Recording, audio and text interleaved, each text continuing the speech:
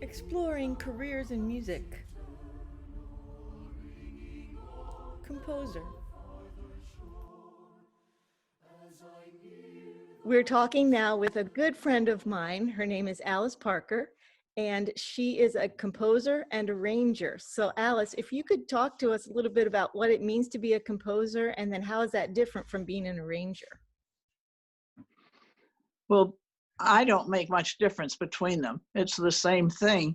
If I'm composing, I'm making up a tune in my head. While on our Zoom call, Alice and I had some technical difficulties. She lives in the woods in Massachusetts and doesn't always have great internet connection.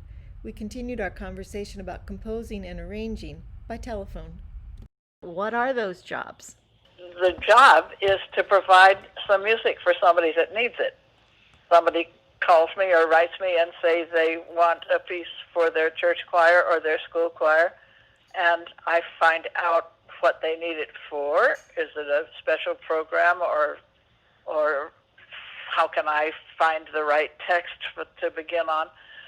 And if I'm composing, I find a text and then hear some music in my head that goes with it and write it down. And then I have to decide, after I've written the tune, I have to decide who it's for. Is it for a mixed chorus, or just girls' voices, or just men's voices? And does it have a piano accompaniment? Make all those decisions. And that's exactly what arranging is. How did you arrive at doing this kind of work? Was it something you always wanted to do and set out to do, or did you come at it another way? My family told me that when I was about 8, I announced that I was going to be a composer. And I really never varied from that.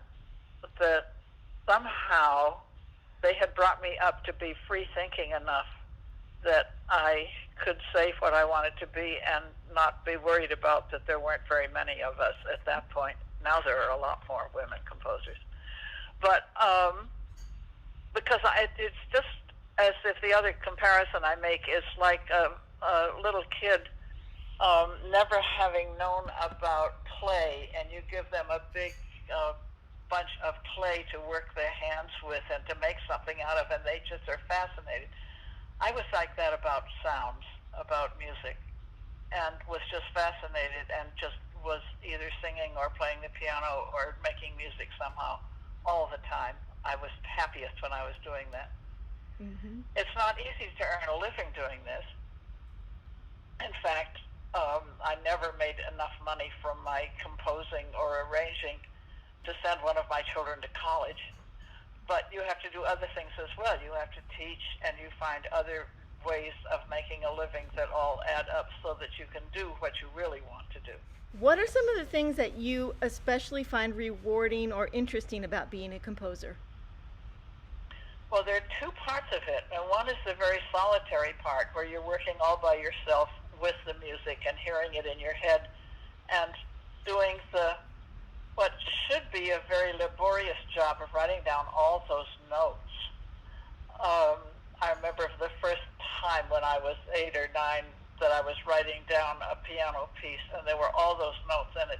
I was writing very big notes so that I had to color them in, and so that it took forever. And I thought, oh dear, if I'm going to be a composer, I've got to learn how to do this so that it looks better and that I can enjoy the process. So I ended up always working in pencil with an eraser right at hand, and so that I could erase things easily. And I was working with very small notes so that I could just do them much more quickly.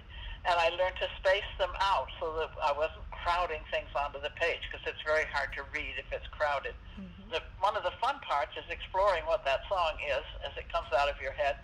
And then the part that I just love is taking it out and teaching it to people and making music with people.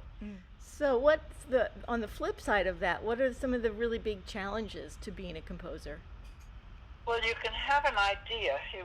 You have a poem that you want to work with, or a text, and you think, oh, this is going to be just perfect for these people to sing now. And I keep saying it over and over and saying it in my head and pretending that I'm different people as I'm saying it, and trying to get away an image in my head, a vision in my head of how I want this piece to sound. And then gradually I get that vision, but you never can get it exactly the way it was in your head when you heard it best. Right. But you're working to be as true to that ideal as you can. That's the big challenge. I remember one time you were talking about what you have to do when you hear somebody else performing your music and they do it in a way that was not at all what you had thought it was going to be. Yes, I sit on my hands and make a very pleasant expression on my face and don't ever say what I'm thinking. Right. So that could sometimes be a challenge as well. That is very definitely a challenge. If somebody would decide that they would want to be a composer, what kind of things do you do to prepare to do this kind of work? I think you have to have this love for sound and the impulse to play with it. My thing with the clay is that you put your hands in it and shape it, and this with music that you put your hands in and shape it.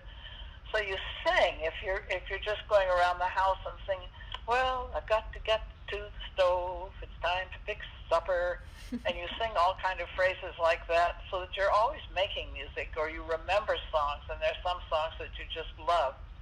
So you're collecting songs. You're a song collector. Mm-hmm. And if you're working with an instrument, you get better and better on your instrument so that you can come closer and closer to your ideal Mm-hmm. as you perform. And that words continually suggest tunes to you. But maybe you're not that kind of a composer. There are composers come in all different kinds, and part of the job is discovering what kind you are. Some people get an idea that is just a little tiny idea, 3 or 4 notes, and they work with that in their minds and expand it into a great big composition. Mm-hmm. I can't work that way at all because I'm a lyric composer, and that means that I'm working with songs and poems, and I'm always hearing songs rather than hearing instrumental pieces. Mm-hmm. Well, I very much hope that after listening to you talk about how much you enjoy your work and how fun it is to play with sound, that maybe some of the people listening to us would think that this is something that they would like to do. I think it doesn't mean at all how many lessons you've had or what kind of courses you've had. It's much more that you listen to whatever singing is going on in your head and then try writing it down. Thank you so much for taking the time to talk to us about being a composer, and also for all of the music that you've given us that we can enjoy and sing. It's a pleasure to talk to you, and I do hope you've got some budding composers among your pupils. Thank you.